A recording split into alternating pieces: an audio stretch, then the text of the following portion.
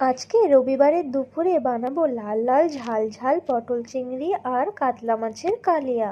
আজ কিন্তু আমি একটা মশলা দিয়ে এই দুটো রান্না বানিয়ে ফেলবো। কড়াই তেল গরম করে তার উপর জিরে, শুকনো লঙ্কা, তেজপাতা, গরম মশলা ভালো করে ফোড়ন দিয়ে দিয়েছি। তারপরে অনেকটা পরিমাণ পেঁয়াজ ভালো করে লাল লাল করে ভেজে নিয়েছি। তার মধ্যে দিয়ে দিয়েছি আদা রসুন বাটা, সেটাকেও হালকা করে ভেজে নিয়েছি। তার মধ্যে দিয়ে দিয়েছি কাঁচা লঙ্কা আর টমেটোমের পেস্ট।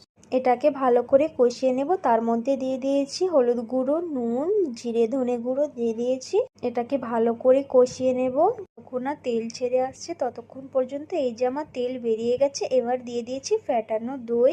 দইটা দিয়ে গ্যাসটা লো ফ্লেম করে ভালো করে নাড়াঘাটা করে নেব যাতে দইটা থেকেও ভালো করে কষিয়ে গিয়ে তেল ছেড়ে দেয়। ঠিক ততক্ষণ পর্যন্তই মশলাটা কষাবো। এই যে আমি হালকা হাতে দইটাকে নেড়ে কেটে নিয়েছি। তার উপর দিয়ে দিয়েছি কাশ্মীরি লঙ্কা। ঝাল লঙ্কার গুঁড়ো আমি দিইনি, অনেকগুলো বেশ কাঁচা লঙ্কা দিয়ে দিয়েছিলাম আগেই টমেটোর সাথে বেটে। এখন কাশ্মীরি লঙ্কা দিয়ে দিলাম। এই যে দেখে নাও, বেশ অনেকটা পরিমাণ মশলা আমি পটল চিংড়ির ওপরে তুলে রেখেছি। এখন বানাবো মাছের কালিয়া। কিছুটা পরিমাণ মশলা কড়াইয়ে রেখে তার উপর জল দিয়ে মাছগুলো দিয়ে দিয়েছি। এই যে মাছের কালিয়া আমি একদিকে বানিয়ে নিচ্ছি। এই যে মাছের কালিয়াটা রেডি, আর এদিকে আমার পটল চিংড়িও রেডি। Bye bye.